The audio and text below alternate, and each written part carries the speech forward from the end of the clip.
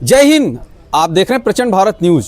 आज हम बात करने जा रहे हैं उत्तर प्रदेश शिक्षक भर्ती आरक्षण घोटाले की। जी हाँ, एक बार मैं फिर कह रहा हूं कि उत्तर प्रदेश शिक्षक भर्ती आरक्षण घोटाले की, जो कि 2021 में जूनियर एडेड शिक्षक भर्ती हुई थी, उसमें आज जो इलाहाबाद हाई कोर्ट में जो केस चल रहा है, हमारे साथ इलाहाबाद हाई कोर्ट के अधिवक्ता अखिलेश त्रिपाठी साहब हैं। सर, आपका बहुत बहुत स्वागत है जी, धन्यवाद।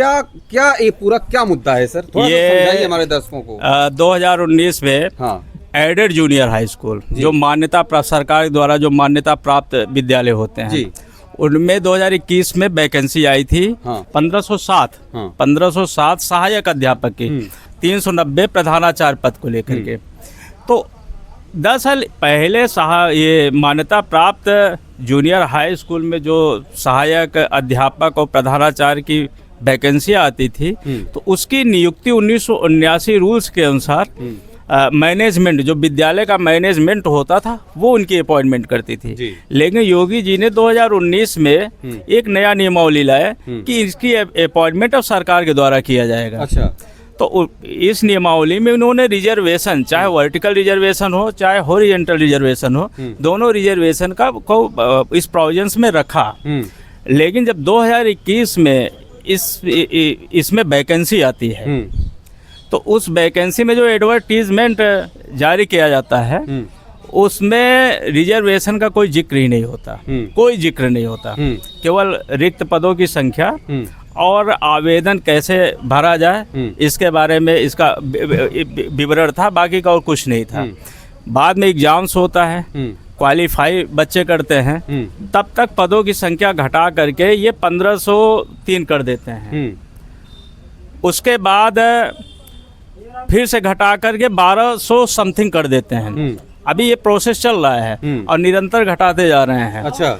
उसके बाद जब इलाहाबाद हाई कोर्ट में इसे चैलेंज किया गया, रिजर्वेशन 2025 नवंबर 2025 में। अच्छा। इसे चैलेंज किया गया, तो इसमें राज्य सरकार के द्वारा 1200 से भी घटाकर 637 पदे कर दिया गया। अब गौर करने की बात है, उत्तर प्रदेश में लगभग 8000 से ज्यादा सहायक अध्यापकों का जगह रिक्त है मान्यता प्राप्त जूनियर हाई स्कूल में। लेकिन ये बढ़ाने के बजाय इसको निरंतर घटाते 637 करीब कर दिए हैं। अब पता चल रहा है इसको और घटाएंगे। अच्छा। इसे और घटाने जा रहे हैं। और रिजर्वेशन की स्थिति ये है कि ओबीसी रिजर्वेशन मात्र 8% दिए हैं, एससी रिजर्वेशन मात्र 7% दिए हैं, एसटी रिजर्वेशन बिल्कुल दिए ही नहीं है। अच्छा। ईडब्ल्यूएस का रिजर्वेशन के अंतर्गत एक भी अभ्यर्थी का चयन नहीं किया गया है। हॉरिजॉन्टल रिजर्वेशन, जिसमें ये रिटायर्ड सेना होते हैं, उसके अलावा ये हैंडीकैप महिला, ये सब आते हैं, उनका भी कहीं कोई जगह उस रिजर्वेशन को भी खत्म कर दिया गया। एक तरह देखा जाए बहुत बड़ा आरक्षण घोटाला है, बहुत बड़ा। इस पिटीशन के बारे में खुद मुख्यमंत्री जी को भी जानकारी है, क्योंकि याची मुख्यमंत्री जी के पास गए थे, तो उन्होंने यही आश्वासन दिया कि यह मामला इलाहाबाद हाई कोर्ट में विचाराधीन है, जो माननीय न्यायालय आर्डर पास करेगा उसी के अंतर्गत हम अपॉइंटमेंट करेंगे। लेकिन दुख की बात है कि जब आपको रिजर्वेशन देना ही नहीं था, तो फिर इस तरह की वैकेंसी आप निकालते ही क्यों है? किस लिए निकालते हैं? एडवर्टाइजमेंट से लेकर के अभी टेंटेटिव लिस्ट इन्होंने जारी किया। अभी 4-5 दिन पहले टेंटेटिव लिस्ट, फाइनल लिस्ट निकलने के पहले टेंटेटिव लिस्ट जारी होता है। टेंटेटिव लिस्ट इसलिए जारी किया जाता है ताकि अभ्यर्थियों, जो क्वालिफाइड अभ्यर्थी हैं, उनको उनका ऑब्जेक्शन मांगा जा सके।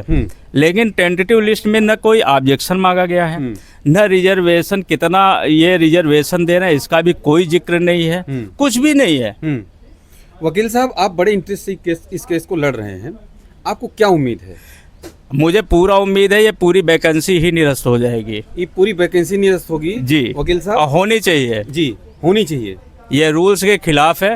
और इन्होंने जो नियमावली बनाया, नियमावली में इन्होंने जिलेवार के बजाय विद्यालयवार को जो है प्राथमिकता दे दिया। अच्छा। अब विद्यालयवार को अगर इन्होंने प्राथमिकता दिया, तो विद्यालयवार के अनुसार, अगर विद्यालयवार के अनुसार अपॉइंटमेंट होता है, तो फिर स्वाभाविक सी बात है रिजर्वेशन एसटी, ओबीसी, एसटी और ईडब्ल्यूएस और जो हॉरिजेंटल इनको मिल ही नहीं सकता।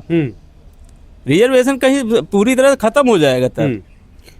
वकील साहब, इस प्रकार की केस से जो सालों साल तक कोर्ट में चलते हैं और सालों साल तक सरकार के बस्ते में रखे रहते हैं, सिस्टम के बस्ते में रखे रहते हैं, उससे जो कैंडिडेट है उस पर, इंडिविजुअल पर और उसके परिवार पर कितना बड़ा प्रभाव पड़ता है? बहुत बुरा असर पड़ता है, बहुत बुरा असर पड़ता है जी। अब इसमें 4 महीने से अधिक हो गए, आज तक राज्य सरकार के द्वारा इसमें जवाब दाखिल नहीं किया गया है जी।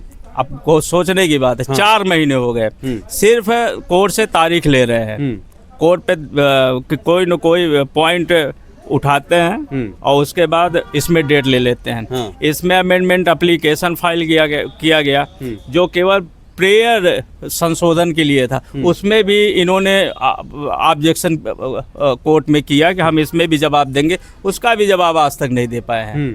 और माननीय कोर्ट ने जो हमारे तरफ से अमेंडमेंट एप्लीकेशन फाइल किया गया था उसे आज अलाउ कर दिया, फटकार लगाते हुए, सरकार को फटकार लगाते हुए इसे आज अलाउ कर दिया है। अच्छा। उसके बाद अगली सुनवाई की अगली तारीख, माननीय कोर्ट यानी उच्च न्यायालय इलाहाबाद ने आज सरकार को फटकार लगाई। अगली तारीख 13 अप्रैल इसमें नियत किया गया है जी। और माननीय न्यायालय ने राज्य सरकार को यह ऑर्डर पास किया है कि आप को जो भी आपत्ति लगाना हो, आप 13 तारीख के पहले इसमें सारी आपत्तियां फाइल कर दें और पेटिशनर याचियों को ये ऑर्डर पास किया गया है कि आप, चूंकि वो जब पिटीशन फाइल किया गया था उस समय पिटीशन का नेचर कुछ अलग था, अब चूंकि इसमें जो है टेंटेटिव लिस्ट वगैरह तमाम चीज़ें, तमाम प्रक्रिया हो चुके हैं, तो माननीय कोर्ट ने कहा है कि आप इसमें अमेंडमेंट एप्लीकेशन फाइल करें। तो अगले 13 तारीख को अब सुनवाई होना है, देखते हैं क्या होता है। जी।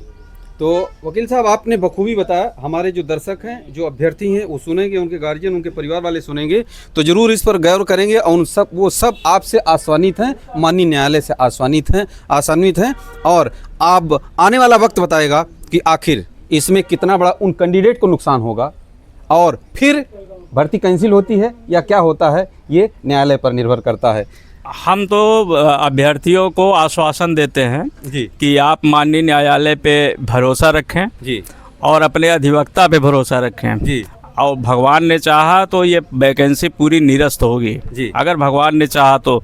बहुत अच्छे मुद्दे हैं, बहुत बड़ा भ्रष्टाचार इस वैकेंसी में हुआ है जिसे पूरी तरह से बताया भी नहीं जा सकता जी, लेकिन बहुत बड़ा भ्रष्टाचार है। तो जी जी वकील साहब, ये निरस्त होगा। जी। तो वकील साहब, आपका बहुत बहुत धन्यवाद। आप सब भी कमेंट करके अपनी राय जरूर दीजिएगा। जय हिंद।